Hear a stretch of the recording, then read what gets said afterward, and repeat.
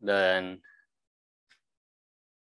ini nanti kalau nanti aku ada kayak macet-macet gitu ya, langsung kabarin ya lewat chat atau nggak langsung ngomong. Soalnya aku pakai IndiHome, jadi kayaknya bakal berjuang nih hari ini. Tapi nggak apa-apa.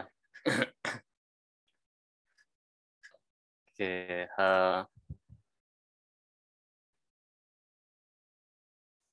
untuk kelas kimia hari ini ya, kita bakal belajar, kita bakal membahas satu materi yang namanya sifat koligatif larutan. Sifat koligatif larutan ini mungkin nanti kalian ini materinya ada di semester 1, kisaran semester 1 kelas 12 ya. Mungkin kalau boleh tahu di sini kebanyakan kelas berapa ya? Kelas 10, 11 atau 12? Kelas 12, Kak. 12, Kak. Aku 12. Oke. Berarti ke mayoritas kelas 12, berarti di semester awal nih lumayan udah dapat ya sifat koligatif larutan. Mungkin kalau yang buat kelas 11, kelas 10 mungkin bisa ikutin aja dulu alurnya, kalau nggak ngerti nggak apa-apa. Kalian bisa curi start di sini ya.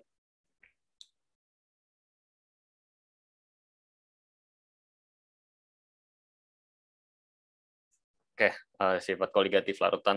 Sebentar aja, nama aku Reynard Jeremy. Aku dari Fakultas Teknologi Industri ITB tahun 2021. Ya, jadi aku baru masuk ITB ya, maba ini. Dan aku masuk ITB ini jalur SBMPTN lewat UTBK ya. Jadi mungkin nanti yang mau nanya-nanya tentang SBMPTN atau UTBK soal-soalnya atau soal kimia juga bisa langsung tanya aku aja di DM ya, DM Instagram di Reynard Jeremy. Bebas, aku usahain ya jawab kalau misalnya ada pertanyaan. Mungkin kalau nanti hari ini juga ada pertanyaan yang di luar kimia juga, mungkin nanti aku kasih satu sesi di belakang ya, biar pelajarannya nggak keganggu, biar kita sama-sama enak belajar ya. Oke, kita mulai tentang pembahasan di awal ya, tentang sifat koligatif larutan. Secara definitif ya, sifat koligatif larutan adalah sifat larutan yang tidak bergantung pada jenis zat terlarut, tetapi hanya bergantung pada konsentrasi partikel zat terlarutnya. Ini secara definisi ya. Mungkin secara definisi terlihat rumit ya, tapi intinya sih gini. Inti dari definisi ini adalah nanti sifat koligatif larutan itu adalah nanti dia akan membentuk suatu sifat larutan. Ada berbagai macam sifat. Nah, sifat-sifat ini yang akan kita dapatkan, yang akan kita amati gitu, dia tidak bergantung pada jenis zat terlarutnya, tetapi hanya bergantung pada konsentrasi partikel zat terlarutnya. Ya, ini perlu diperhatiin, zat terlarut ya. Jadi misalnya ya, misalnya aku punya 2 gelas nih, ya, kayak 2 gelas yang aku isi air, dua-duanya aku isi air dengan volume tertentu yang sama besar ya. Terus ke dalam gelas A ini aku masukin NaOH. NaOH ya. Ini aja di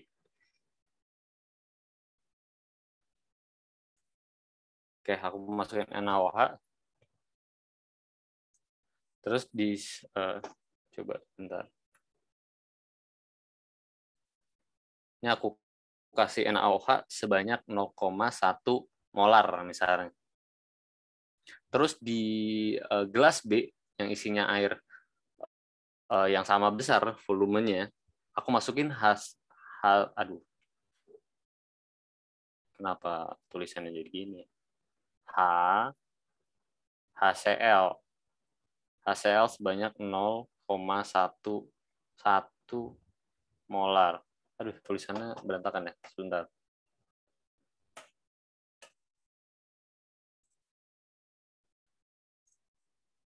Oke, gini aja. Oke, ini aku masukin HCl sebanyak 0,1 molar. Nanti ketika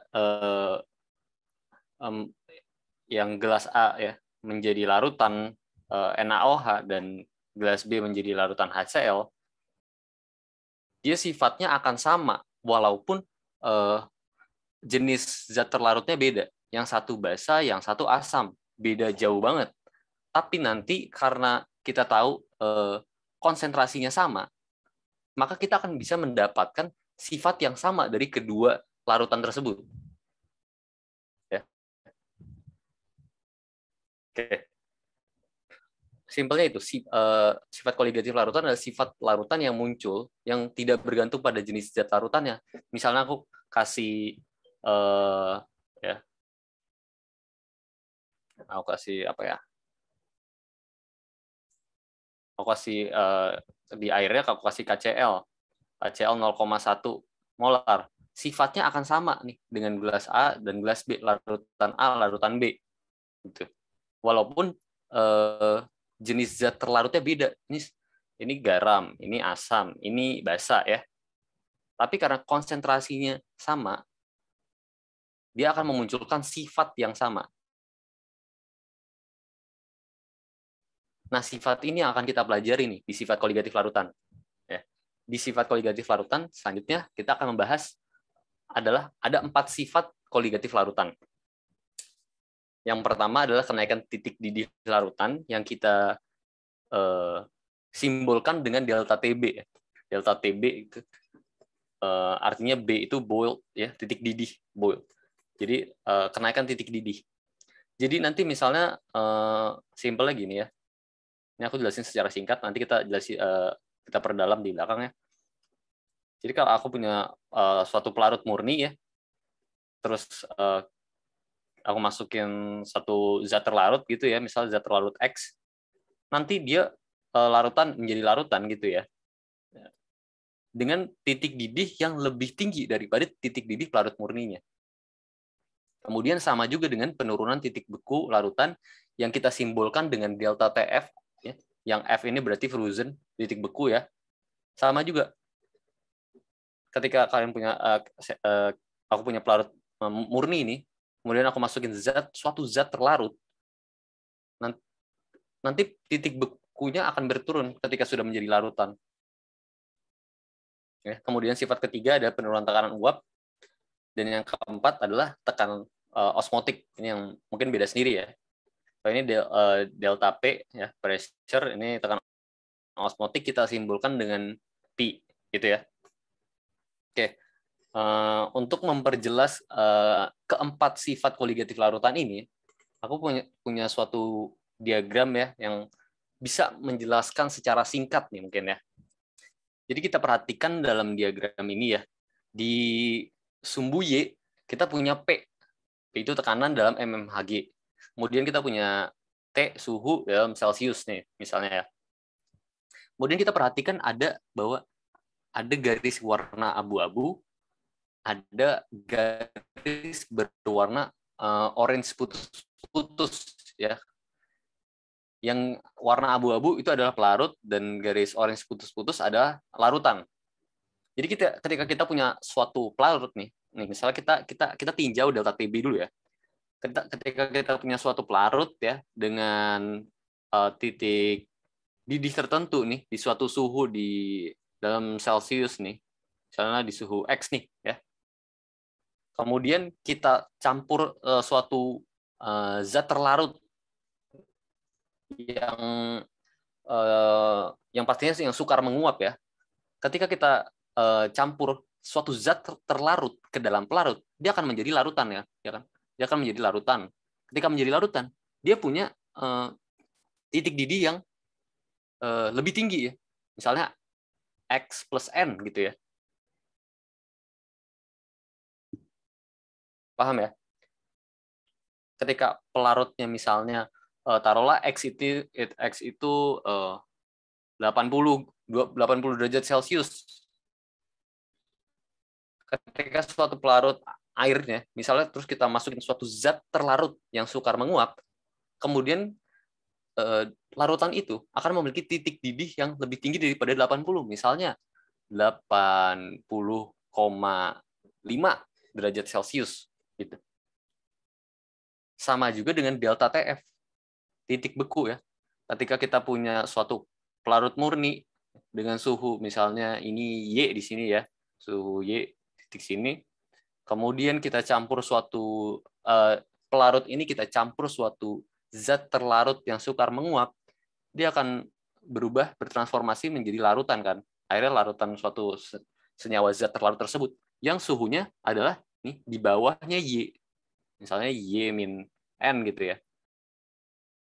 Kita akan ketemu delta TF-nya gitu. Berapa perubahan titik bekunya dari pelarut murni sama ketika dia udah menjadi larutan. Ketika udah dicampur dengan suatu zat terlarut tertentu. Misalnya Y-nya nih ya. Misalnya Y-nya ini kan di atas 0 ya, kita ambil misalnya 0,5 nih ya, 0,5 derajat Celcius. Pelarut murninya. Dia punya titik beku segitu, 0,5 derajat Celcius. Kemudian kita campur pelarut murni itu dengan suatu zat terlarut yang sukar menguap, kemudian menjadi larutan.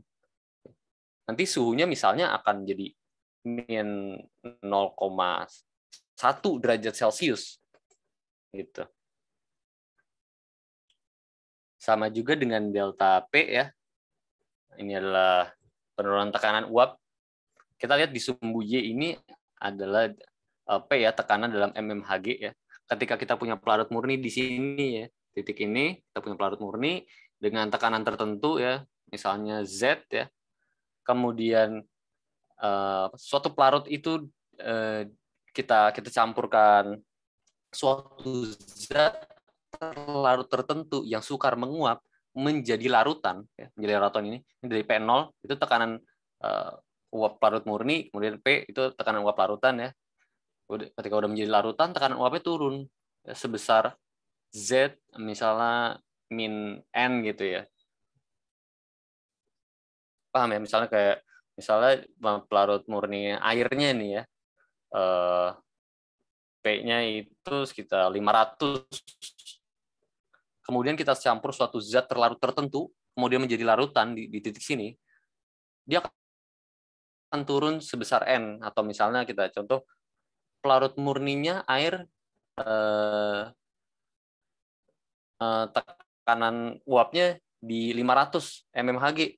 Kemudian ketika dicampur menjadi larutan, sekitar 497 mmHg. Gitu ya. Dari diagram ini kita bisa ngelihat nih, oh yang ini pelarut nih, yang garis warna abu-abu pelarut, yang garis warna orange putus-putus adalah larutan. Jadi kita bisa lihat nih, ada delta TB ya, ketika kita sebelum kita campurkan dengan zat terlarut, dengan sesudah kita campurkan dengan zat terlarut, ini juga sebelum kita campurkan dengan zat terlarut, dengan akan kita temukan perubahan titik didih, perubahan titik beku, perubahan tekanan uap gitu ya. Kemudian di sini juga ada legenda-legendanya ya buat lebih jelas di mana titik itu.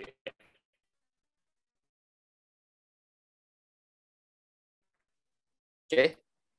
Ya, internetnya unstable nih, agak bahaya nih. Oke, aman ya.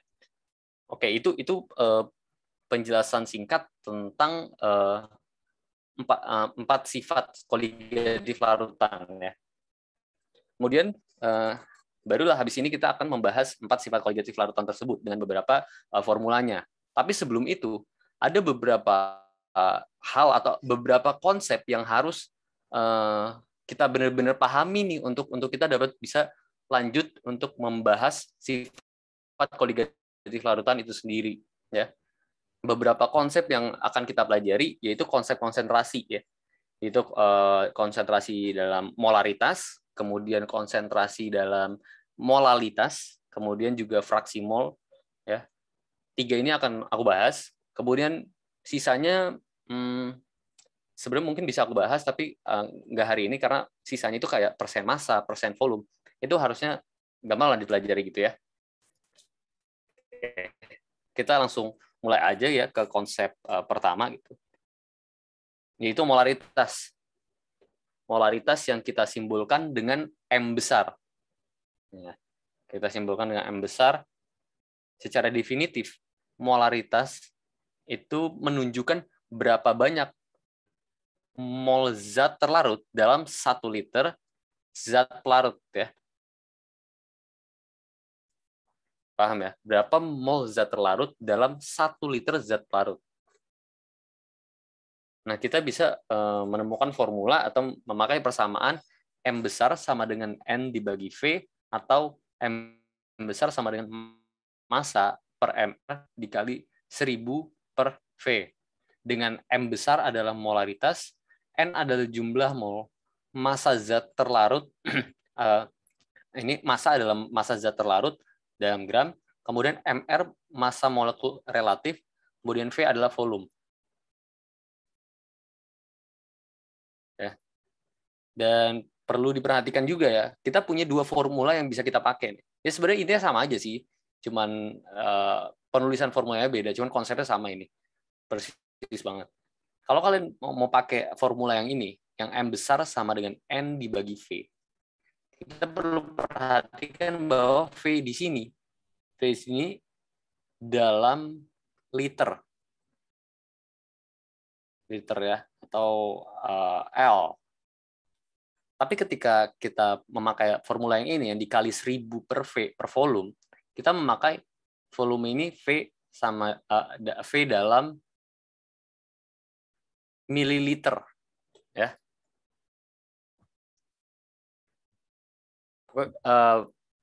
Kalau kita pakai formula yang massa per mR dikali 1000 per V, ini V-nya dalam ml, dan kalau langsung mol per V itu V dalam liter. Sebenarnya simple, cuman itu matematis aja.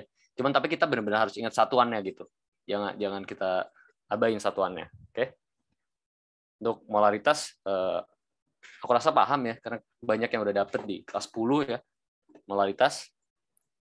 Kemudian kita lanjut ya. Secara singkat saja. Kemudian molalitas. Oke, kita lanjut molalitas. Kita simbolkan dengan M kecil.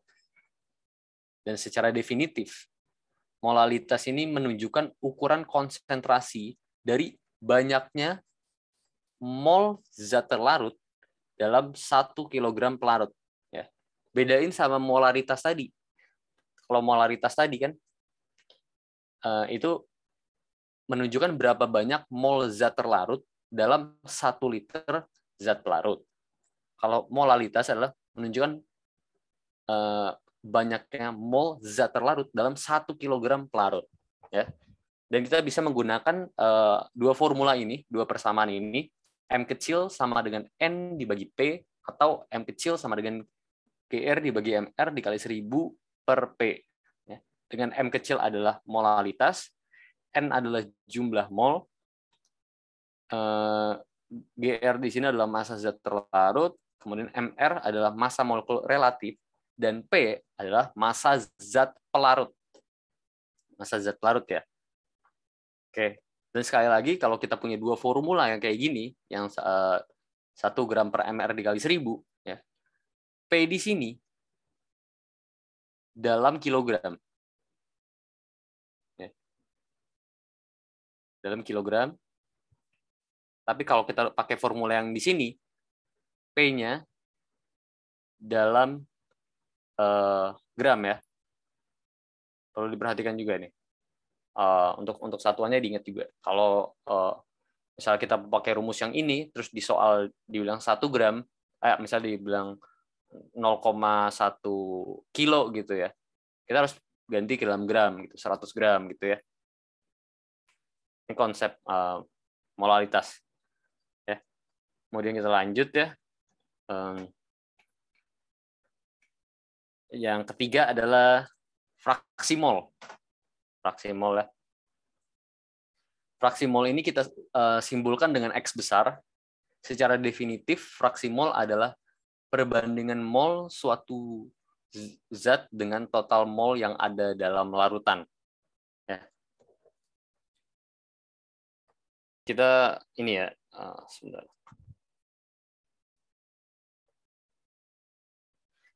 Ini perlu kita perhatikan bahwa ini adalah perbandingan mol salah satu zat dengan total mol yang ada dalam larutan. Oke, untuk pertanyaan konsepnya nih, kalau kita punya larutan ya, larutan itu terdiri dari apa sih? Ada yang tahu nggak? Terdiri dari apa? Larutan. Zat terlarut dan pelarut.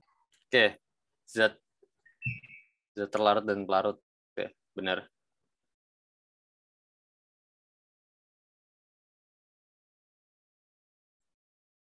Ya, jadi perlu dibedakan nih, zat terlarut dan zat pelarut ya. Pelarut itu yang melarutkan zat terlarut. Kalau zat terlarut adalah zat yang akan terlarut ketika dimasukkan ke dalam suatu zat pelarut. Oke. Dan kita punya bisa dapat fraksi mol dengan formula atau persamaan XT sama dengan NT per NT tambah NP atau XP sama dengan NP per NT tambah NP. Dengan XT adalah fraksi mol terlarut, XP adalah fraksi mol pelarut, NT adalah jumlah mol zat terlarut, dan NP adalah jumlah mol zat pelarut. Ya. Ini mah ngerti ya, misalnya kalau aku punya suatu larutan ya, larutan yang terdiri dari pelarut dan ini misalnya zat-zat terlarutnya ya. Misalnya zat terlarutnya ada sekian mol. Nah, sekian mol ini kita bagi dengan total mol yang ada dalam larutan ini. Total mol ini ada mol apa aja? Berarti mol terlarut dan mol pelarut. Dan maka kita punya persamaan XT sama dengan NT per NT per N tambah NP. Kalau kita mau cari fraksi mol dari pelarut itu, ya tinggal kita cari perbandingan dari NP terhadap N totalnya dalam suatu larutan. Jadi fraksi mol pelarut itu sama dengan mol pelarut dibagi mol total dalam larutan. Mol totalnya adalah mol terlarut dan mol pelarut gitu ya. Oke, ya. Sampai sini paham ya untuk konsep molaritas dan fraksi mol ini paham ya? Ada yang mau ditanya nggak?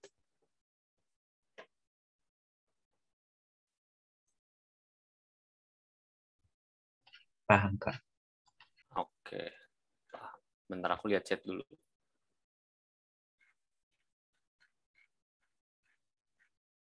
Oke. Paham ya?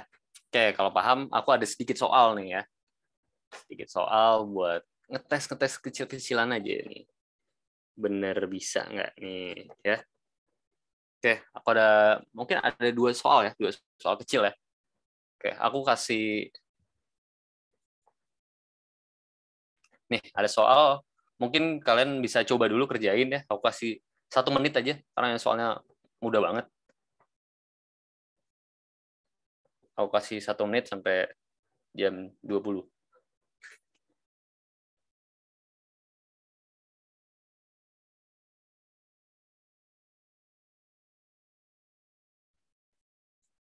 Ya udah jam 20.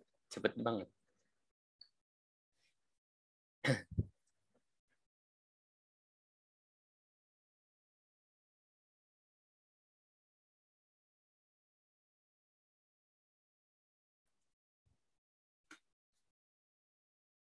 Coba yang udah dapat jawabannya boleh tulis di chat.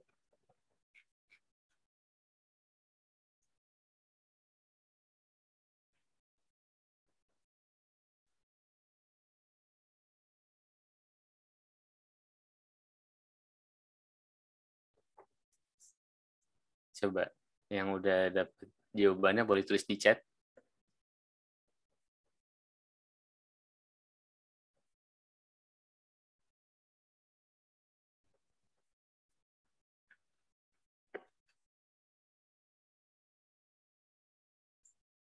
Oke, ada yang jawab 100. Yang lain? Oke, 100. Yang lain?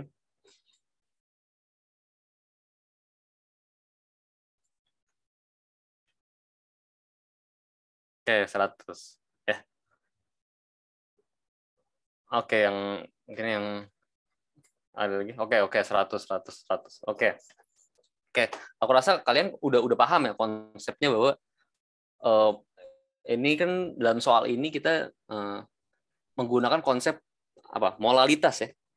Ya, maksudnya ini mudah sekali ya. Kita udah punya formulanya ya. Kita punya formulanya bahwa gram per mr ya dikali 1000 per p ya. Berarti apa? Gramnya adalah gram suatu zat terlarut ini zat X ya. Sebanyak 50 gram.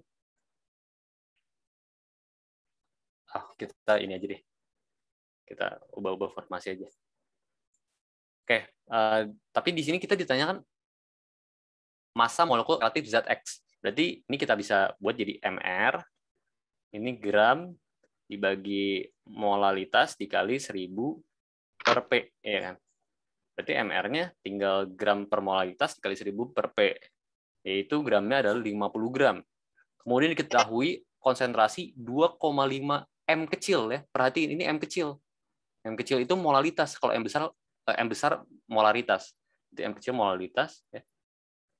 2,5 dikali 1000 dibagi dengan P. P itu apa tadi? Ya. Massa pelarut kan? Massa pelarut dalam gram. Pelarutnya apa? Kita menggunakan pelarut air sebanyak 200 gram. Kita masukin 200 gram. Oke. Jadi kita cari bahwa ini 5, ini bisa kita coret 0,5 ya. Kemudian kita dapat hasilnya 100. MR itu dalam apa? Dalam gram per mol ya.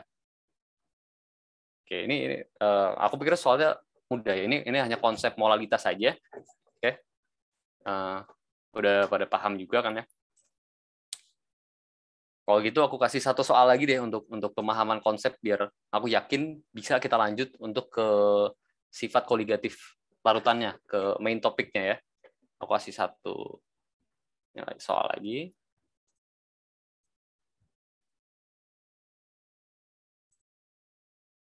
Nah, nih soalnya. Ya, aku kasih 1 menit lagi nih.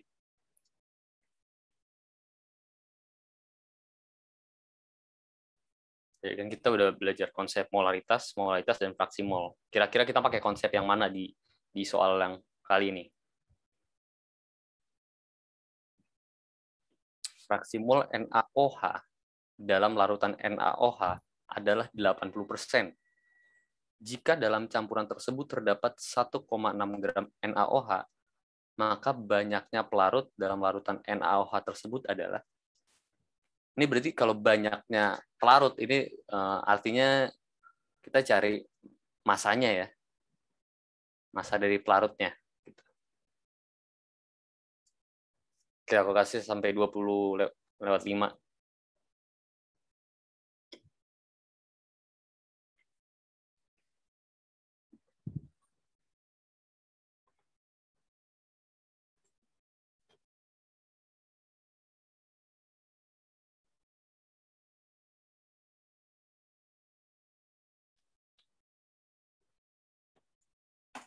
Yang udah dapat boleh jawab di chat juga ya.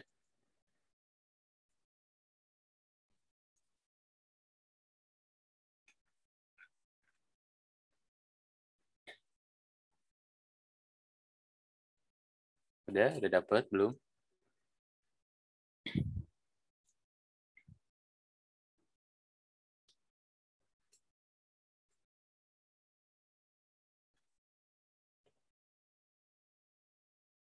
Gimana? Belum ada yang dapat?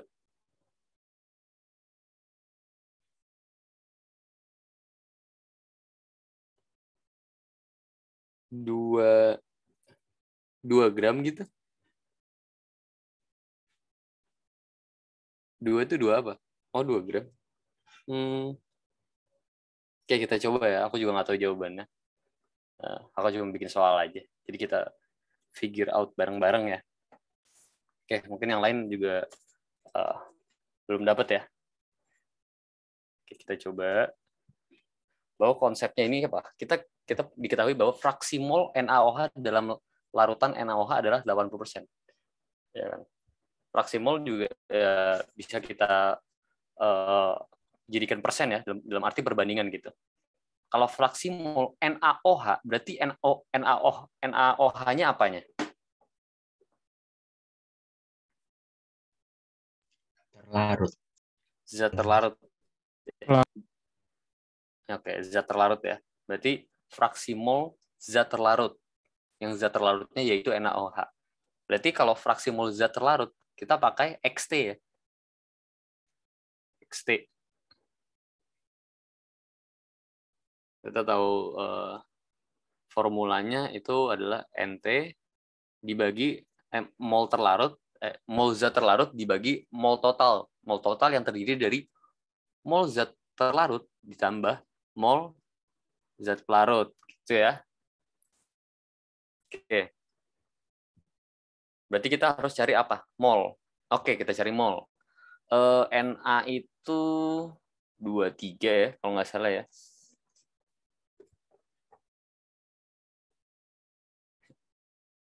Na 23, O itu 16 ya. Kalau nggak salah, H itu 1, H itu 1 ya. Oke, berarti kita bisa cari molnya kan? Berarti mol dari NaOH itu sendiri adalah berapa? Berarti ini gram per mr kan untuk cari mol. Tadi kita ketahui bahwa terdapat 1,6 gram NaOH. 1,6 gram NaOH dengan mr. Ini berarti kita jumlahin aja 23 tambah 16 ya. 39 tambah 1 40 ya. 40. Berarti kita dapat sejumlah 0,04 mol. Ya enggak? Ya kan? 1,6 bagi 4 0, ya. Ya, oke. Oke, 0,04 mol. Dengan demikian kita bisa tahu dong apa yang bakal kita cari nih dari formula ini. Yang kita ketahui udah ada fraksi mol terlarut dan kita juga udah tahu mol zat terlarutnya. Jadi bisa kita masukin aja ya. XT itu 80%. 80%. Ini bisa kita ganti ya di 0,8 ya, 0,8 atau misalnya 4/5 ya. Misalnya ya, kita masukin 4/5 XT-nya, fraksi mol zat terlarutnya, kita sama dengankan dengan mol terlarut. Mol terlarut kita dapat 0,04. Kemudian dibagi mol terlarut. Ya, mol terlarutnya 0,04 ditambah mol pelarut. Nah, mol pelarutnya kita nggak tahu nih, nggak dikasih tahu dalam soal. Makanya kita disuruh cari banyaknya pelarut ini. Ini massa ya. Oke. Kalau berarti kita simbolkan aja NP ya, karena kita belum ketahui. Dari sini kita bisa kali silang, kita dapat 0,0 berapa? 0,16 ditambah 4 NP sama dengan 0,2 ya kan. Berarti kita bisa tahu dong 4 NP itu sama dengan 0,2 dikurang 0,16 ya. Berarti 4 NP itu sama dengan 0,4 ya. Berarti NP sama dengan 4 ya. 4. Saya salah. Berapa? 0,4 bagi 4 berarti 0,1. NP ini apa? Mol pelarut ya. Berarti dalam mol. Tapi yang dicari banyaknya pelarut dalam massa ya. Banyaknya itu dalam massa. Berarti kita bisa menggunakan rumus bahwa massa itu sama dengan MR dikali mol. Ya kan? MR dikali mol. MR dari pelarutnya berapa? MR-nya kita pelarutnya ini pelarut air ya, air murni ya. Kalau air H2O itu MR H2O berapa? 18. Oke, 18. Cakep, udah hafal nih ya. Berarti 18 kita kali mol dari pelarut ini kita dapat tadi 0,1 mol kan, 0,1. Berarti kita dapat massa dari pelarut itu 1,8 gram. Ada yang salah nggak? Ada yang salah nggak? Ada yang salah. Ada yang salah ngitung nih. Oke, ini 0,2 10 dikurang 0,16 ini salah. Ini bukan 0,4.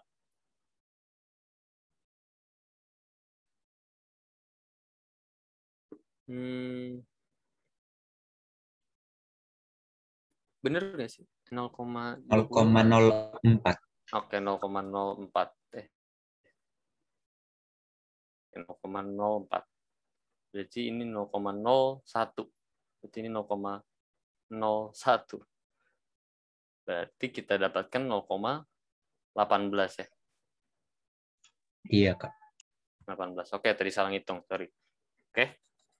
Ini ya, konsep fraksi mol yang kita harus pahami untuk itu. Kalau di sini sih matematis aja ya, tapi yang menjadi penting adalah kita bisa tahu nih bahwa ada fraksi mol, ada 1 gram. Berarti kita cari nih apa rumus dalam fraksi mol yang kita belum tahu nih substansinya. Misal NP kan, maka kita cari NP. Ketika kita dapat NP, mol pelarut, kita bisa cari masanya pelarut itu dengan MR dikali mol. Jadi aku pikir ini cukup mudah ya. Jadi kita udah paham konsep molaritas, kita paham konsep molalitas, kita juga paham konsep fraksi mol gitu ya. Mungkin nanti ada beberapa konsep lagi seperti persen massa, persen volume. Itu nggak aku jelasin sekarang, mungkin nanti.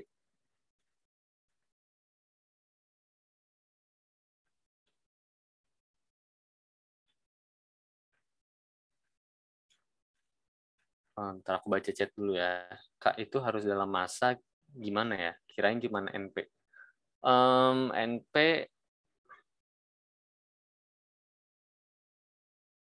mungkin kalau untuk cuman NP memang soalnya kurang sih ya. Mungkin harusnya banyak yang pelarut.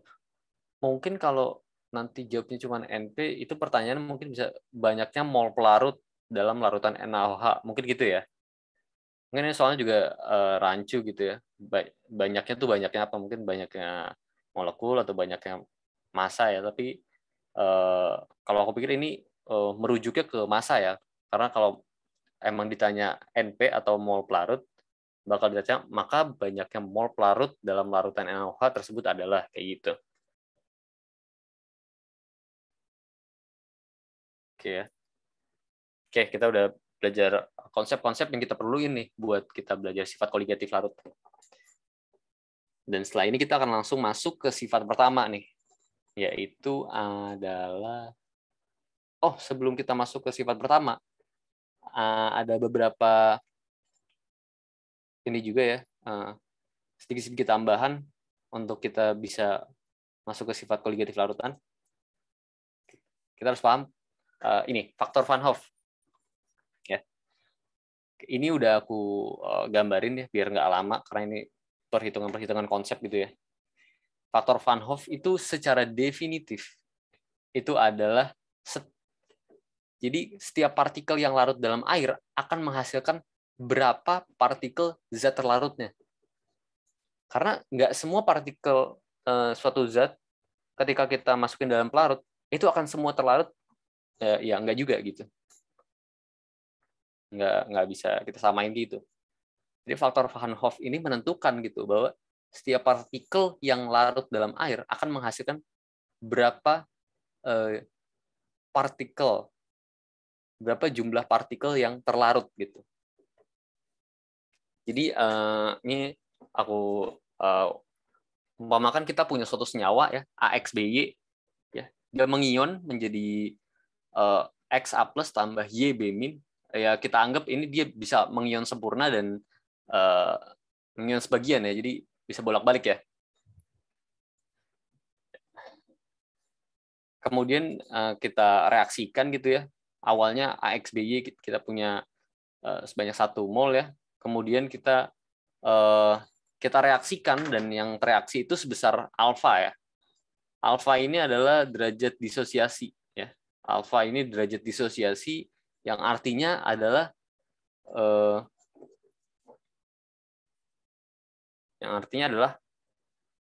reaksi, ketika reaksi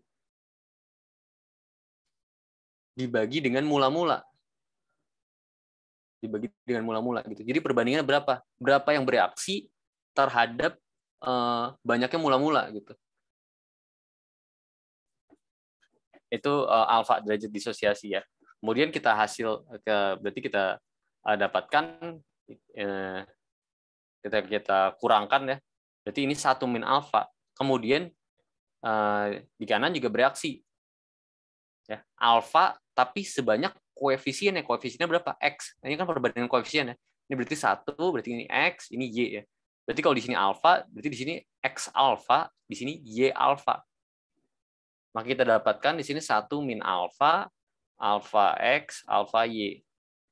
Dengan alfa ini berapa yang terurai perbandingannya terhadap yang mula-mulanya, mol mula-mulanya. Ya. Maka kita dapatkan faktor Van Hoff. Faktor Van Hoff ini kita lambangkan dengan I kecil ya. Jadi kita dapatkan faktor Van Hoff I kecil sama dengan 1 min alfa yang dari sini ditambah alfa X dari sini ditambah alfa Y. Dan secara matematis ini bisa kita kedepankan, kemudian ini kita keluarkan dari dalam kurung ya, menjadi min alfa ditambah 1 ya. Kemudian alfa kita dapatkan I sama dengan alfa dikali X tambah Y min 1 ditambah 1. Ya. Nah, kita tahu XY ini apa nih? XY. XY kan kalau kita bilang ini jumlah ion-ionnya kan. Ini ada ion A+ sebanyak X dan ion B- sebanyak Y. Berarti X ditambah Y itu adalah jumlah ion-ion yang terdapat dalam senyawa tersebut. Gitu. Yang bisa kita simbolkan dengan N gitu ya. Maka kita dapatkan formula dari faktor Van Hoff adalah I kecil sama dengan alfa dikali N-1 ditambah 1. Gitu ya. Oke, nih kita dapat I adalah I sama dengan 1 ditambah N-1 dikali alfa, sama ya. I sama dengan faktor Van Hoff, N adalah jumlah anion dan kation ya. Jadi kita jumlah ion-ionnya ada berapa, jumlah berapa anion ditambah berapa kation gitu ya. Dan dengan alfa adalah derajat disosiasi ya. Dan kita perlu tahu nih, suatu senyawa ketika kita larutkan dalam suatu pelarut, larutannya itu akan bersifat apa? Ada tiga sifat, yaitu non elektrolit atau elektrolit kuat atau elektrolit lemah gitu. Non elektrolit artinya apa? Artinya dia nggak menghantarkan listrik. Elektrolit kuat adalah menghantarkan listrik dengan baik. Ini elektrolit lemah adalah menghantarkan listrik dengan lemah gitu ya. Ini kita bisa mengetahui bahwa larutan ini non elektrolit, elektrolit kuat atau elektrolit lemah itu dari derajat disosiasi. Nah, kalau misalnya alfanya 0, nih alfanya 0. Nih kalau kita lihat alfanya 0 dikali N-1 0. Jadi sisa 1 kan. Maka faktor Van Hoff-nya udah pasti 1 ketika dia nggak ada yang terurai gitu. Derajat disosiasi sama dengan 0, nggak mengion gitu ya ketika campur dalam air, maka faktor Van Hoff-nya sudah pasti 1 ya, I-nya. Kemudian elektrolit kuat nih memiliki derajat ionisasi 1 sebesar 1, berarti yang terurai sempurna. Tadi kan kita tahu bahwa alfa itu yang terurai dibagi yang mula. Kalau yang terurai sama dengan yang mula, berarti dia terurai semua kan? Berarti ini sama dengan 1, berarti terurai semua. Faktor Van Hoff-nya adalah I sama dengan N. Kenapa? Karena kita bisa lihat nih, kalau alfanya 1, kita masukin 1 di sini. 1, berarti 1 kali N-1. Jadi 1 ditambah N-1. 1 kurang 1, 0. Jadi sisa N. Jadi I sama dengan N-nya. Ya kan? Ini udah pasti I-nya sama dengan N. Kalau dia mengion sempurna gitu, derajat disosiasinya 1, maka faktor Van Hoff-nya sama dengan N atau jumlah anion dan kation itu sendiri. Kemudian kalau elektrolit larutan yang sifatnya elektrolit lemah, dia memiliki derajat ionisasi di antara 0 sampai dengan 1 gitu ya. Berarti ada yang terurai, tapi nggak semuanya. Tapi ada yang terurai. Jadi sebagian ya. Dalam rentan 0 sampai 1. Dan ini faktor Van Hoff bisa kita dapat di antara 1 hingga N atau jumlah anion dan kation dari senyawa itu. Oke. Sampai sini paham nggak? Untuk faktor Van Hoff nih. Ada yang mau ditanya nggak? Tuh, aku lihat chat deh.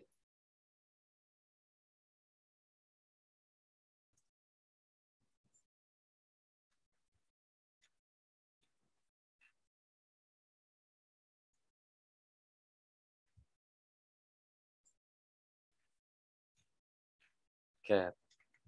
Paham ya, paham semua ya. Oke, overall paham semua ya. Kalau paham, sebelum kita masuk, marilah ada baiknya kita rehat dulu. Santai. Yang mau minum. Ini aku juga mau rehat dulu, minum dulu ya. Udah lumayan ya, hampir sejam kita.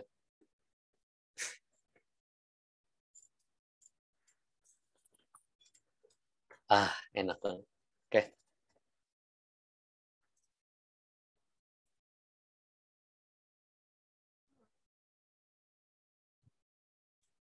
Sampai 2024 ya.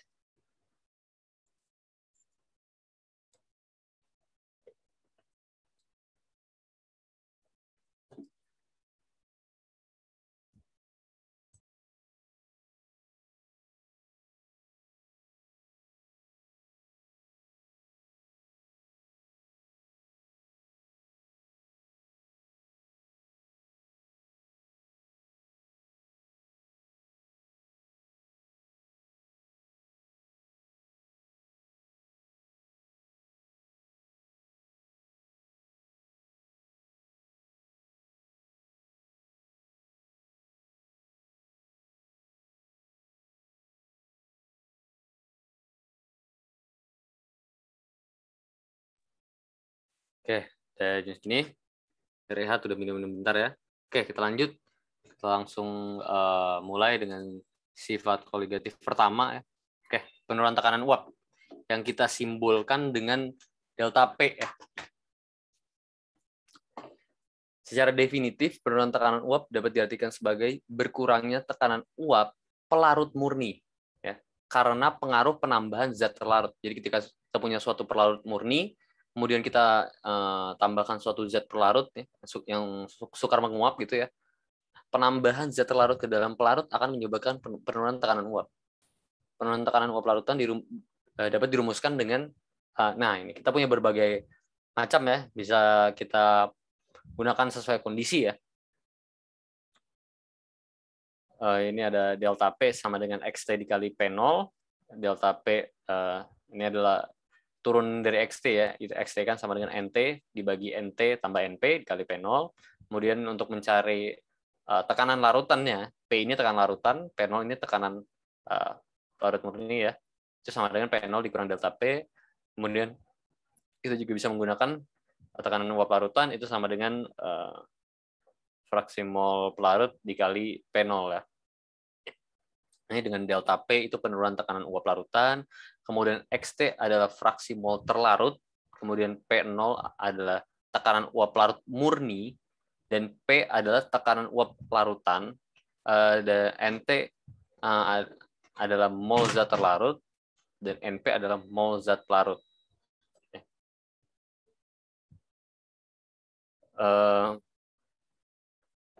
Jadi penurunan tekanan uap larutan, tekanan uap ini kita punya konsep gini ya. Aku ada gambar. Ya.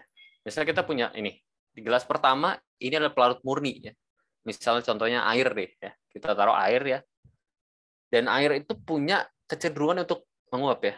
Oke, aku punya pertanyaan deh. air menguap itu di suhu berapa? 100. 100 derajat Celcius. Oke, 100. Yang lain?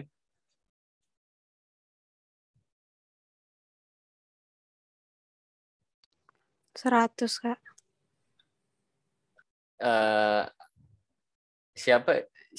Siapa yang bilang air menguap di suhu 100?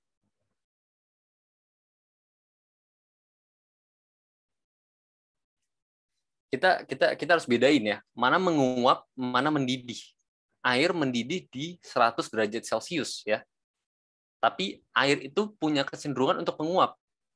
Ya. Kalau misalnya kalian punya, kalian ada air nih, misal tumpah di meja, kalian nggak lap, kalian tinggal, lama-lama hilang kan?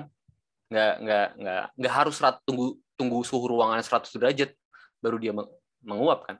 Tapi air punya kecenderungan untuk menguap, gitu. Ya, itu analoginya ya.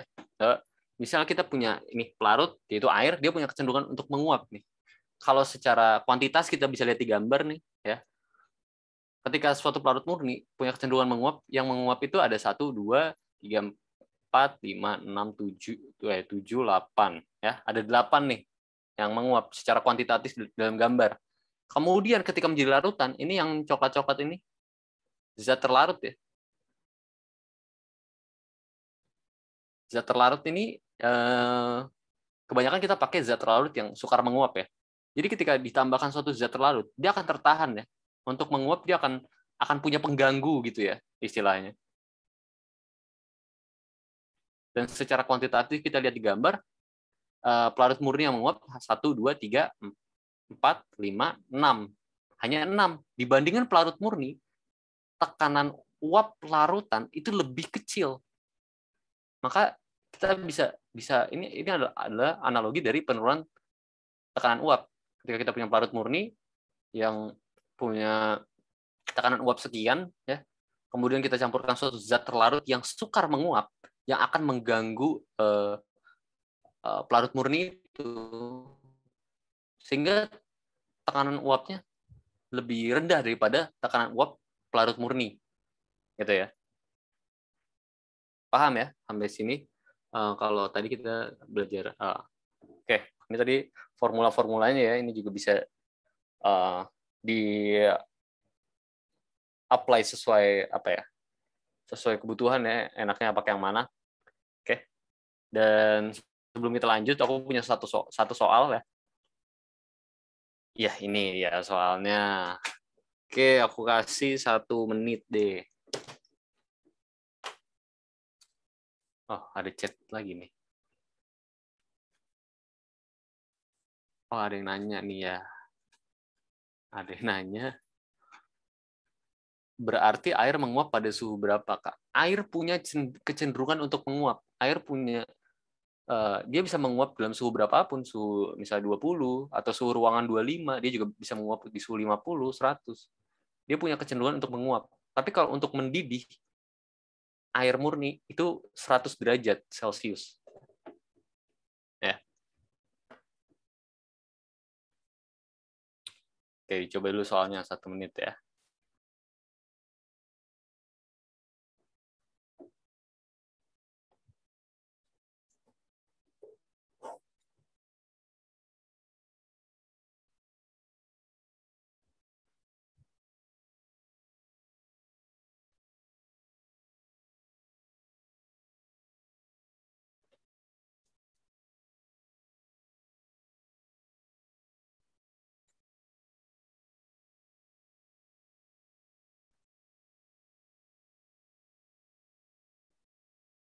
Coba, ada yang paham nggak idenya itu gimana?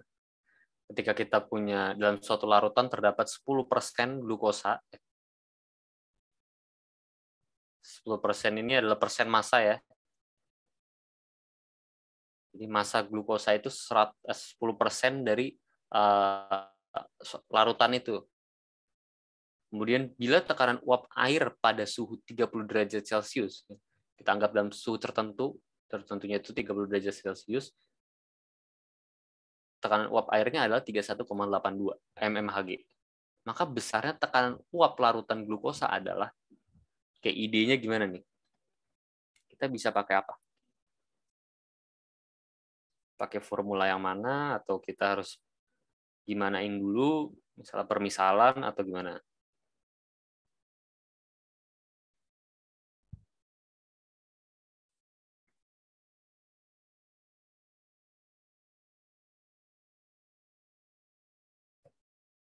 Coba sampai 23.2 ya. Aku kasih waktu ya.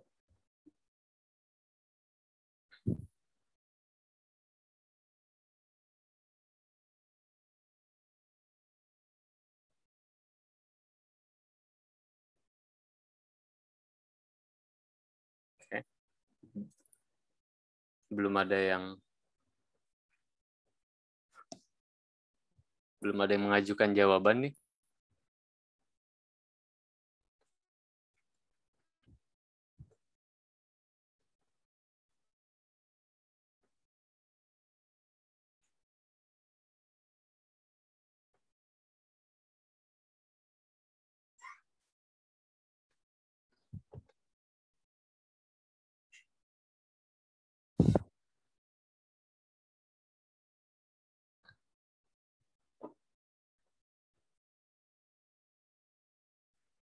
Gimana? Belum ada yang Oke, nggak apa-apa. 1,591 itu apanya?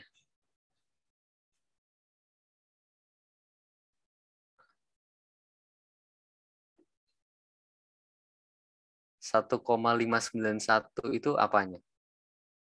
Apakah besar tekanan uap larutan atau besar perubahan tekanan uap larutan atau apanya?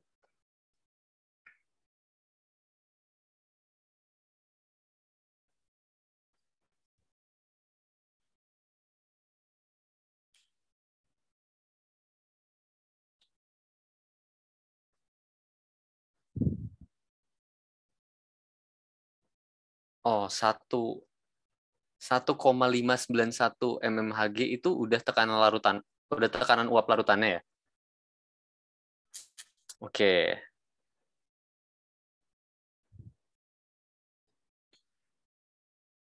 Oke, mungkin aku juga nggak tahu jawabannya ya, jadi kita pecahkan bersama-sama ya.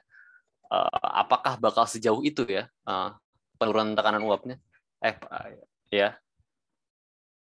Karena ini dari 31,82 mmHg untuk ke 1,59 mmHg itu turunnya jauh banget. Ya, sekitar 30 mmHg gitu ya. Apakah ini jawabannya? Apakah 1,591? Atau 31,47? Oke.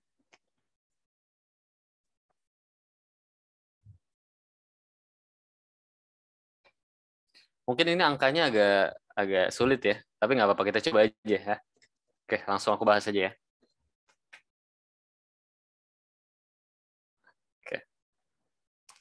Oke, jadi kita bisa lihat di sini ada di dalam suatu larutan terdapat 10% glukosa. Jadi massa glukosa itu 10% dari larutannya. Ya. Dengan MR 180. Nah, bila tekanan uap larutan pada suhu tertentu sama dengan 31,82 mmHg, maka besarnya tekanan uap larutan glukosa. Berarti ini ditanya P ya, bukan delta P ya. Oke, dari sini kita bisa analogikan lagi bahwa kita kan nggak dikasih tahu masanya glukosa berapa, masanya pelarut berapa kan. Cuman dikasih tahu perbandingan massa glukosa dengan massa larutan itu adalah 10%. Jadi kalau kita bisa anggap larutan, kita punya larutan sebanyak 100 gram. Oke, ada yang jawab 31,47. Oke, nggak apa-apa. Aku nggak tahu jawabannya. Jadi kita sama-sama pecahkan. Ya. Misalnya kita bisa punya permisalan bahwa suatu larutan glukosa itu sebanyak 100 gram yang terdiri dari zat pelarutnya glukosa,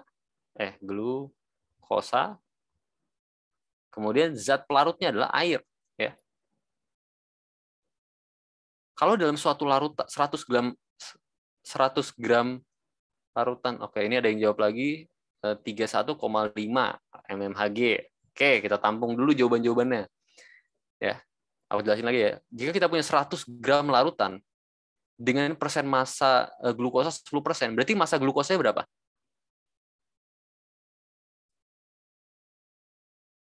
Oke, massa glukosanya 10 ya, benar. Berarti massa glukosa 10 gram. Dan massa airnya berapa? 90 gram. 90. Oke. Top 10. Oke. Nah, dari sini kan kita udah punya massa ya, dua-duanya punya massa, kemudian dua-duanya juga punya MR. Glukosa punya MR, air juga kita tahu MR-nya 18 ya. Ya dari sini kita bisa cari mol glukosa nih ya. Mol glukosa itu dengan gram per MR kita dapat glukosa itu 10. Dengan MR-nya diketahui glukosa adalah 180 ya. 180 ini sama dengan coba dihitung 0,0 berapa? 10 bagi 80 nih.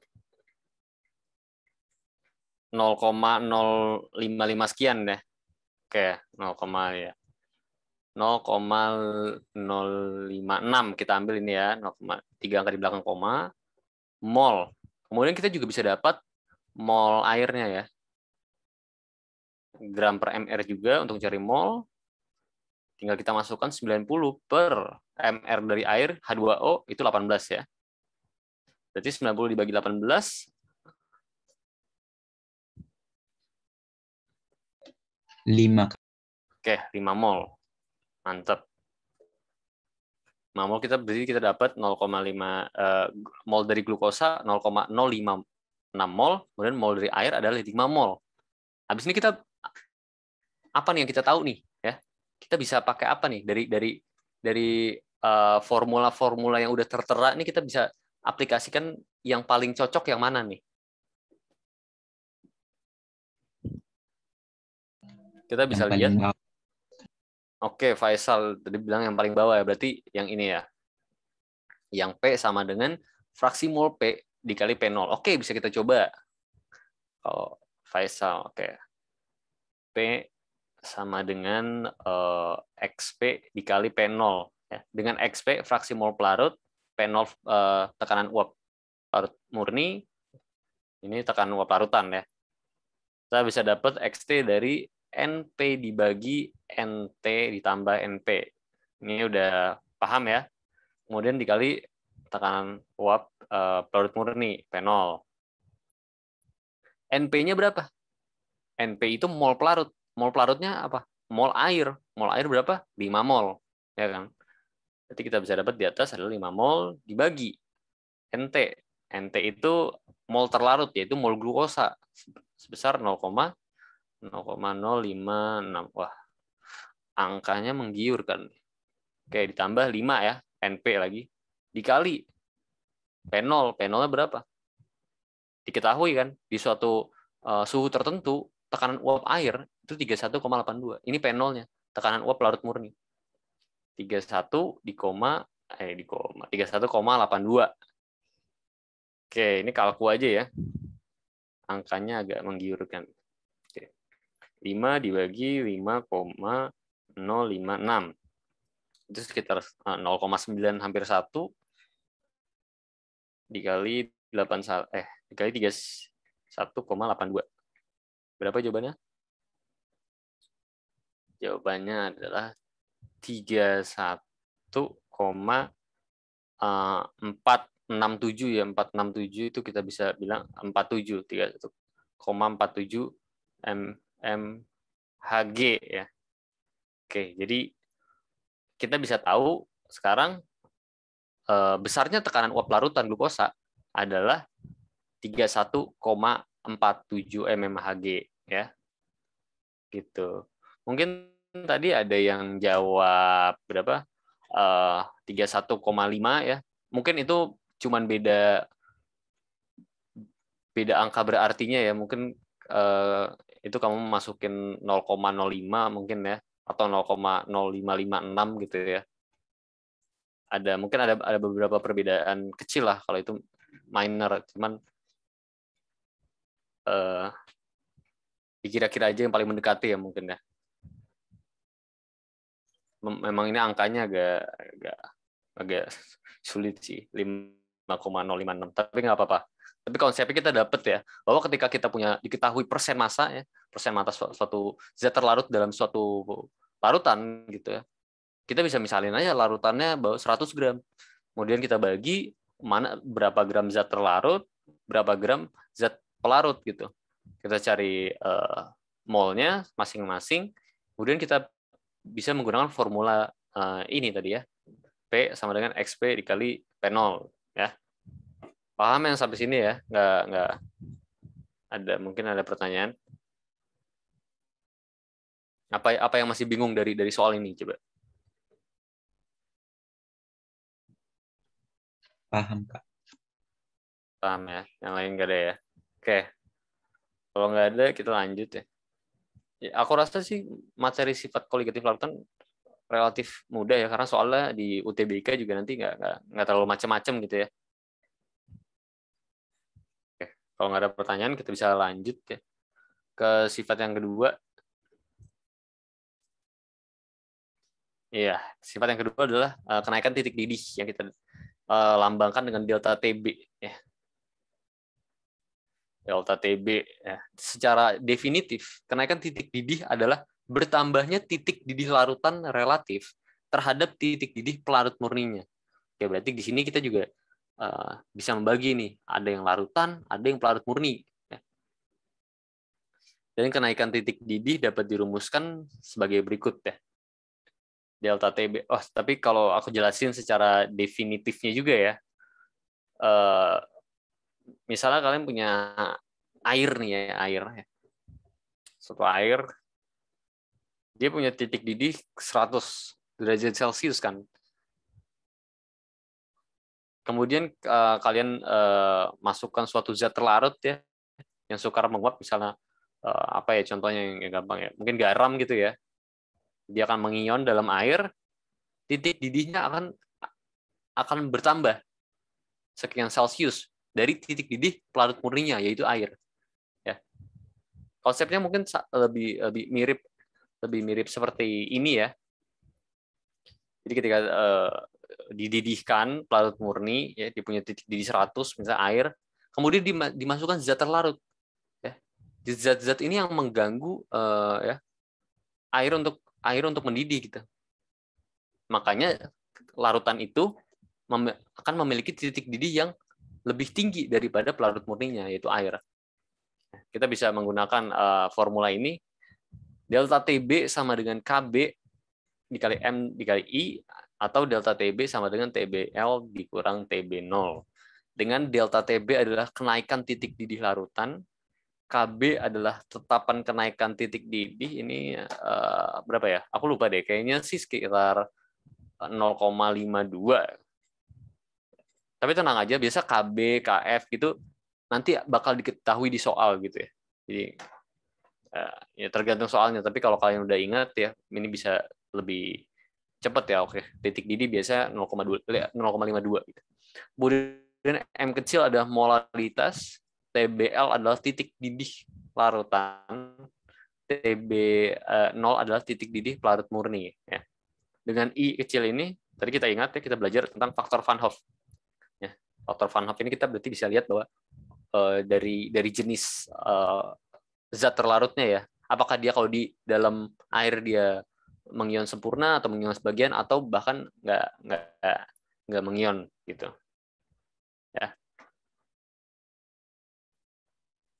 Paham ya? Kalau dari formula ini simpel aja sih, soal-soalnya nggak terlalu rumit. Makanya kita langsung soal ya, langsung soal tentang kenaikan titik didih larutan gitu, delta TB. Aku ada satu soal singkat ya. Ya, 1 menit lagi deh. Santai aja ya. 1 menit.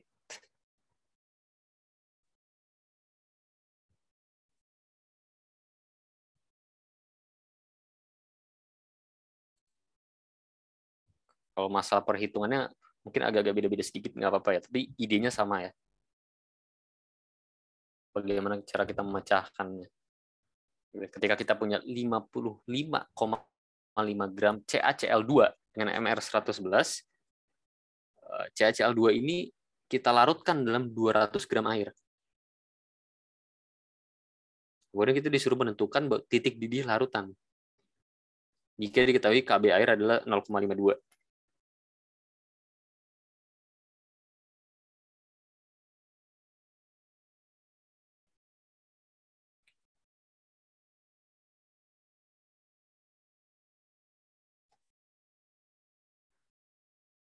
Dicoba kerjain dulu ya.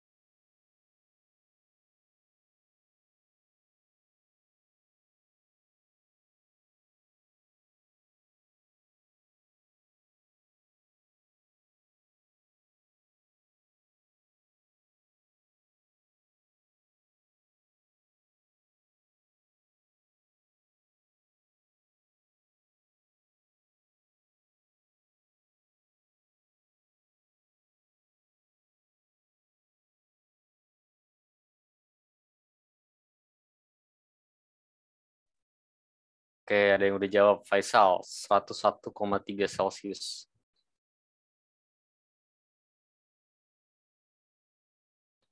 Ada lagi yang mau jawab?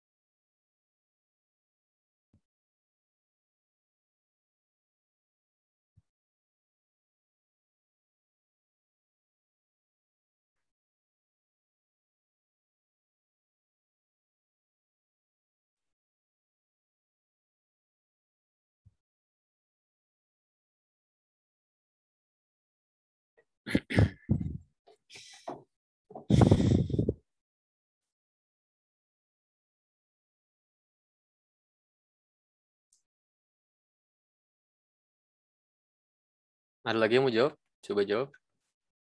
Oke, 102,6, 101,3, 103,9. Oke. Oke, ini variasi ya. Lumayan random juga angkanya ya.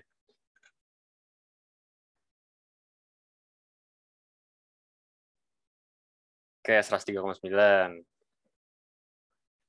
Oke, 103,9. Oke, oke. Oke, langsung aku bahas aja ya. Oke, 103,9 Kak. Tadi lupa kali I ya. Oke, bagus ya.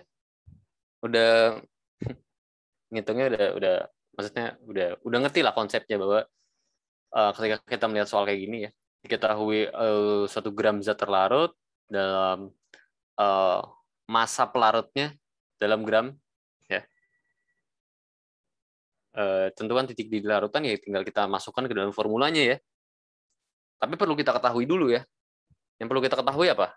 Dari zat terlarut ini. Zat terlarut ini kalau kita masukkan ke dalam suatu pelarut air murni ya, dia akan mengion sebagian, mengion sempurna, atau tidak mengion sama sekali.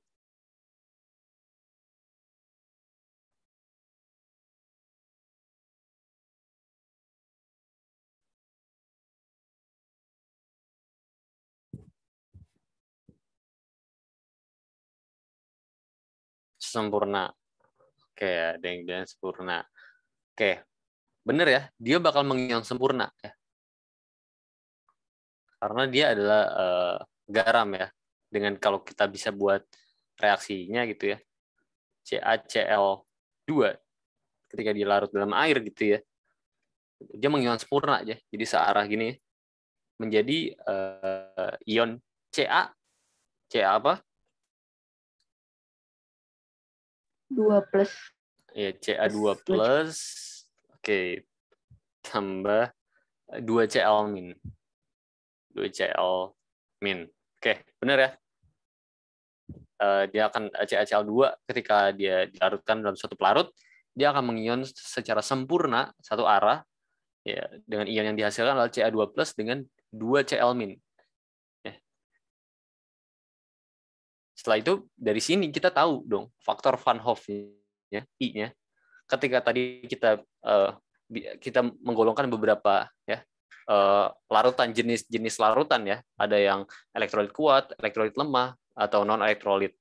Berarti ini termasuk yang mengion sempurna adalah elektrolit kuat ya. Elektrolit kuat dengan derajat disosiasi sebesar 1, dia akan menghasilkan ion sebanyak N di mana N adalah jumlah anion dan kation. Dalam reaksi ion ini ada berapa ion yang terbentuk?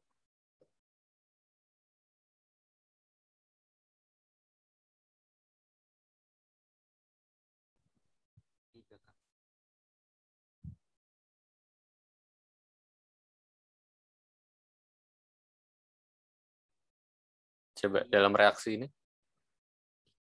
3 bukan? 3 ya, Kak. Ya, betul, 3. 3. 3 ya. 3 itu dari mana? Dari ada sebanyak 1 ion Ca2+ dan sebanyak 2 ion Cl-. Ya. Jadi kalau kita bisa urai lebih panjang, ini adalah Ca2+ ditambah Cl- tambah Cl- gitu ya. Jadi ada 3 ion. Maka I-nya itu kita jumlahkan ya. Ion-ion yang dihasilkan gitu. I-nya adalah 3. Faktor Van Hoff ya I-nya. Kita udah mengerti konsep dari faktor Van Hoff dan zat terlarut yang mana yang mengion sempurna, mengion sebagian, dan tidak mengion sama sekali. Kemudian baru kita tinggal masukkan ke dalam formula delta TB ya. Nih, aku rasa cukup mudah. Tinggal masukkan M kali KB kali I ya.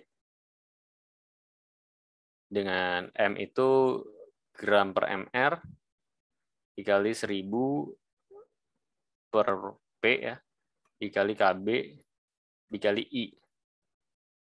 Berarti gramnya kita dapat berapa nih? 5,55,5 dibagi MR-nya CaCl2 adalah 111 ya. 111 dikali 1000 dibagi P, massa pelarutnya. Kita dapat 200 gram. 200 gram air ya. Dikali KB disebut 0,52.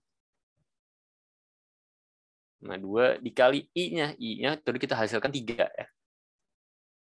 Nah, ini kalau kita hitung ya. Ini kan 55,5 dibagi 111 itu sekitar 0,5 kan. 0,5 dikali 0,5 itu sekitar 1/4 ya. 1/4 dikali 5 5/4. 5/4 dikali 3 15/4.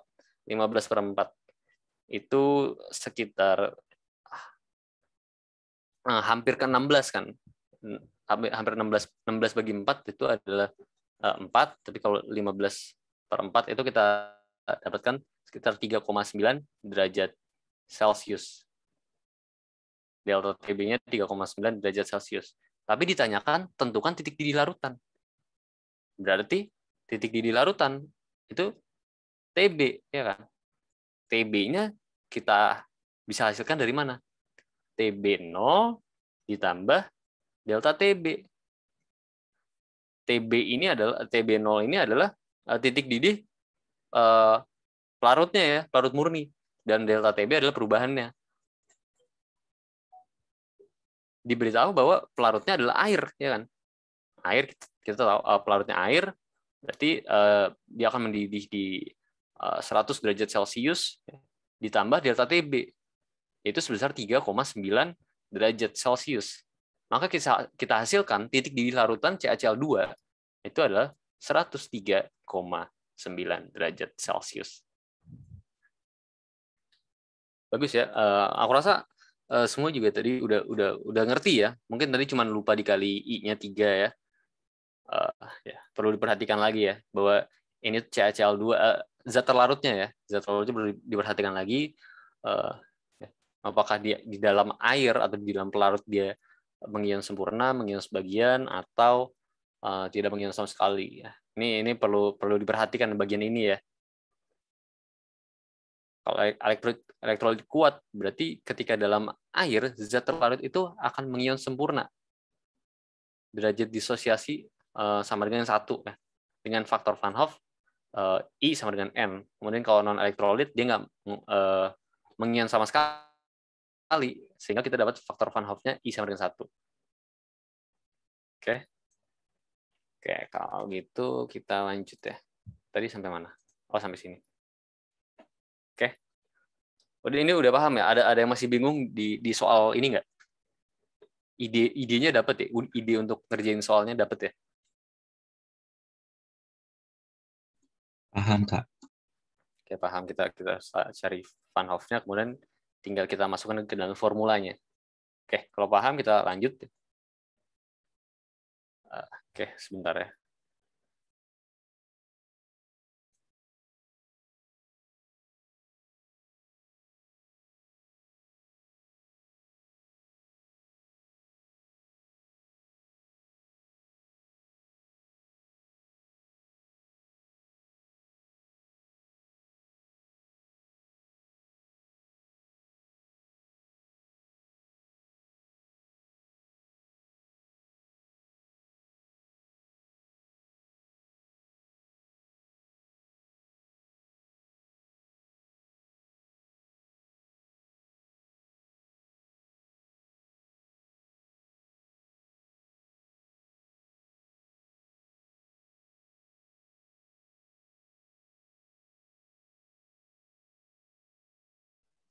Oke, kalau gitu, sorry tadi ada gangguan.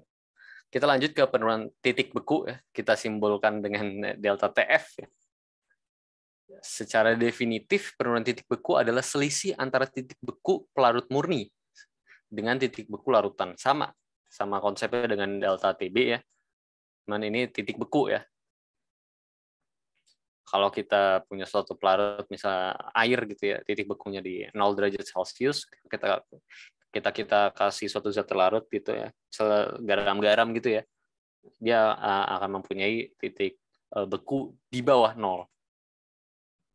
Dan kita bisa mendapatkan titik beku larutan dengan dari persamaan ini. Delta TF sama dengan KF dikali M dikali I, atau delta TF sama dengan TF larutan dikurang TF pelarut murni ya. Dengan delta TF penurunan titik beku, KF adalah ketetapan penurunan titik beku. Aku lupa ya ini berapa, cuma nanti kita lihat di soal aja. Pasti dikasih tahu lah besar. Kemudian M adalah molalitas ya. Dengan TFL ini titik beku larutan, TF0 ada titik beku pelarut murni, dan I faktor Van Hoff ya. Nah, faktor Van Hoff kita perlu perhatikan lagi bahwa ini tuh senyawanya bisa mengion dalam air sebagaimana baik gitu. Apakah bisa mengion sempurna sebagian atau enggak mengion gitu ya. Perlu perhatikan ya. Ini konsepnya sama, jadi kita langsung soal lagi ya, karena ini juga udah jam 9 gitu ya, takutnya pada capek ya. Jadi aku agak ngebut ya di jam 9 soalnya. Oke, ini kita langsung soal. Nah, PG ini ya. Jadi boleh lah dicoba-coba. Nanti kalau ketemu jawabannya langsung jawab di chat aja.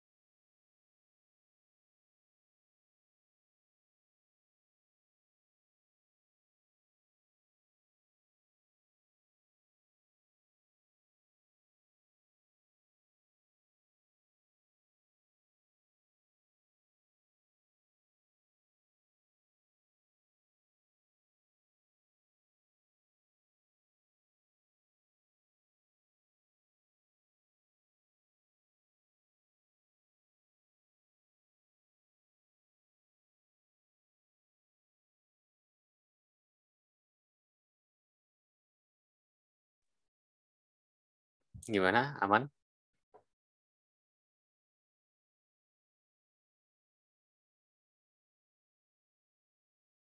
Ada yang mau jawab? Sorry. Oke, ada yang jawab C, ada yang jawab E. E apa C nih, Faisal? C semua. Oke. Oke, ini aku rasa soalnya cukup mudah ya. Oke, C. Oke, jadi benar ya C ya jawabannya. Langsung aku bahas aja ya kan, karena ini tinggal kita masukkan formula ya. Karena kita tahu ethylene glycol itu, walaupun kita nggak tahu mungkin rumus molekulnya ya, tapi kita tahu bahwa dia itu adalah larutan non elektrolit. Ketika larutan elektrolit, I-nya sama dengan 1. Ya. Kenapa kita tahu? Ini sebenarnya mungkin trik aku dulu ya. Kalau kalian ketemu kayak glukosa, ethylene glycol, etanol, kemudian urea, yang kata-katanya bisa ditulis dalam kata-kata gitu ya. Maksud aku senyawanya bisa ditulis dalam kata-kata. Itu kebanyakan adalah non elektrolit. Cuman kalau NaCl, CH3COOH yaitu suatu senyawa tertentu gitu ya, yang bisa mengion sempurna ataupun sebagian. Jadi kalau ketemu ethylene glycol, glukosa, sukrosa, ya, etanol, metanol, urea gitu, itu biasanya adalah non elektrolit. Jadi kita tahu ini non elektrolit yang I-nya sama dengan 1. Jadi ketika kita masuk dalam formula ya, ini delta TF ya, delta TF itu adalah M KF, M dikali KF dikali I ya. Molalnya itu seperti biasa, gram per mr dikali 1000 per P dikali KF dikali I. Gramnya berapa? 62 gram ethylene glycol dibagi mr-nya adalah 62. Dikali 1000. 1000 dibagi P pelarutnya. Masa pelarutnya adalah 500 gram ya kan. 500 gram.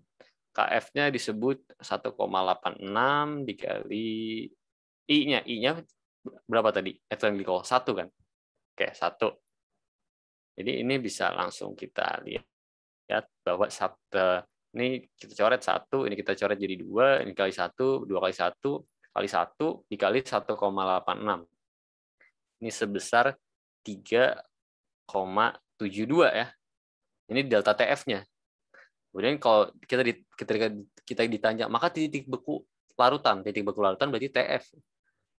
Kita bisa dapatkan TF dari TF0 ya, dikurang delta TF. Ya. TF0-nya berapa? Kita tahu pelarutnya bawa air. Titik beku air adalah berapa?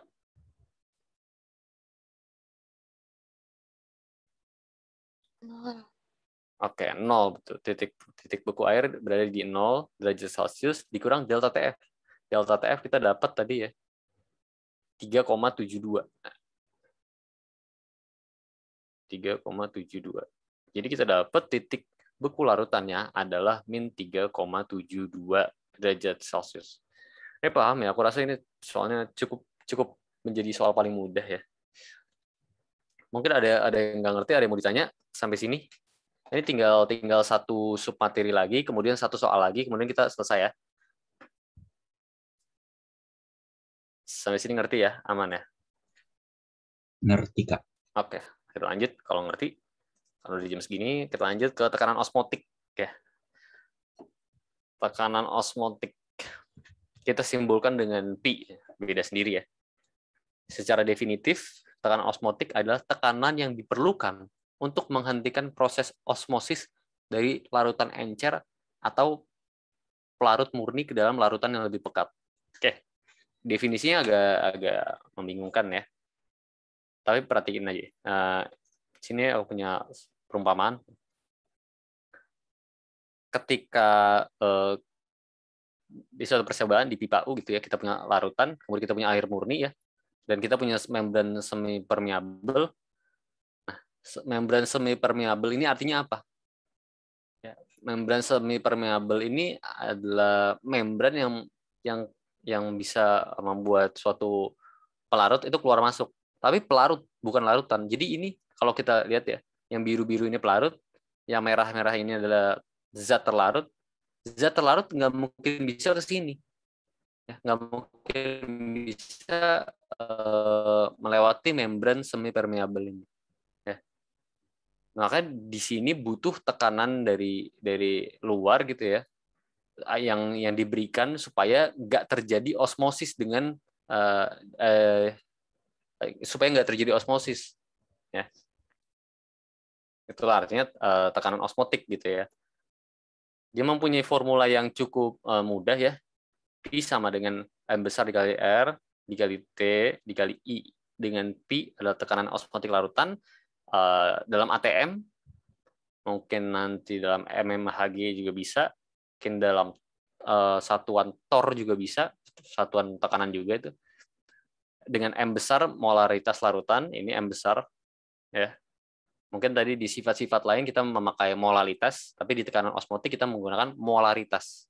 Kemudian R adalah tetapan gas yang besarnya adalah 0,082 liter ATM per mol Kelvin. Dengan T adalah suhu dalam Kelvin. Dengan I adalah faktor Van Hoff. Oke, dengan persamaan atau formula yang sesimpel ini, aku pikir bisa kita langsung soal ya. Oke, soal lagi.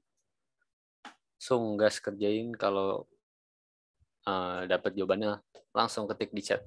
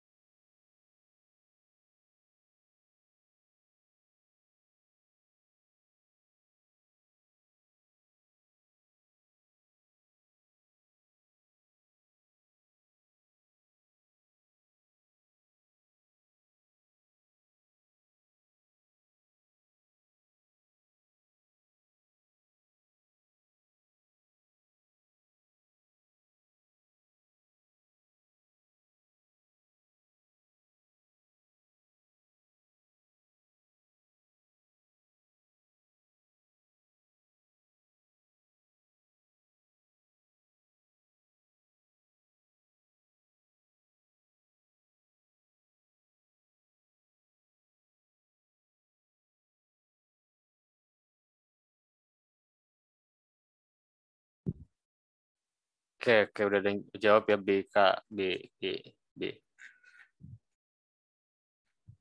Oke. Ya, aku rasa kalian udah cukup paham ya untuk sifat koligatif larutan. Memang material relatif lebih mudah daripada materi kimia lainnya, karena soalnya juga nggak terlalu dimacam-macamin gitu, hanya konsep. Kemudian ketika kita tahu konsepnya, kita bisa apply formulanya gitu ya. Kalau ini kita dicari tekanan osmotik larutan ya. Itu P sama dengan M dikali R dikali T dikali I ya. Dengan M itu gram per mr dikali 1000 per volume dikali T dikali I. Gramnya kita punya berapa? Kita punya sukrosa sebanyak 17,1 ya. 17,1 dibagi mr-nya. MR-nya 342 diketahui ya. Dikali 1000, kemudian volume pelarutnya berapa? Oke, hingga volume larutannya jadi 500 mili. Ya, kita tulis 500 mili dikali T. T itu dalam Kelvin ya, ingat ya. Kalau Celsius 27 derajat, berarti kalau dalam Kelvin itu adalah 273. Oke, betul. 273 tambah 27 itu adalah 300. Kemudian, oh iya ini kita lupa. Oh, ada ini ya, ada R ya.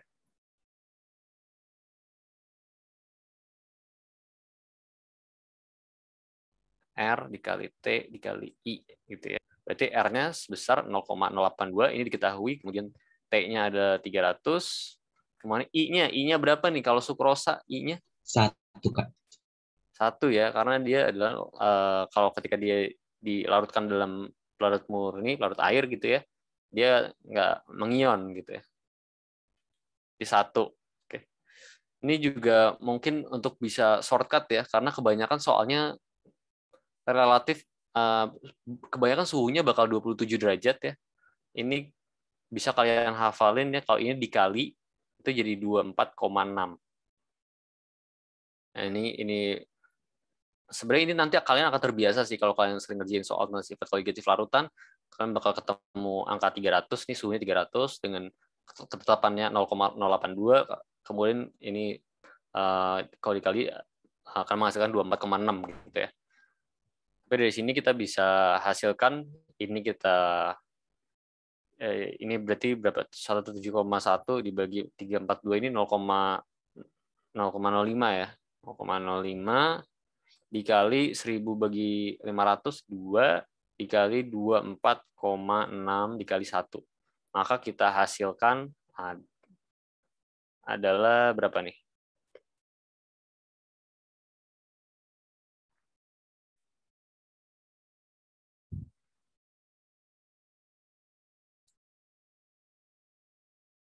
Hmm. 2,46 ya.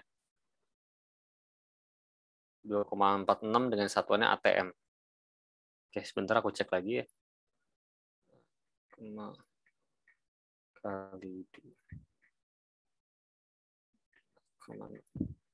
Oke, benar ya, jawabannya 2,46 ATM ya. Dan banyak juga yang udah, bahkan semuanya udah 100% benar ya, B semua ya. Jadi overall udah paham ya sifat koligatif larutan. Oke, karena udah jam segini ya, aku takutnya pada udah capek ya. Seminggu belajar, hari Jumat nih, mau ke weekend tapi kita belajar. Oke, jadi mungkin sebelum kita akhiri,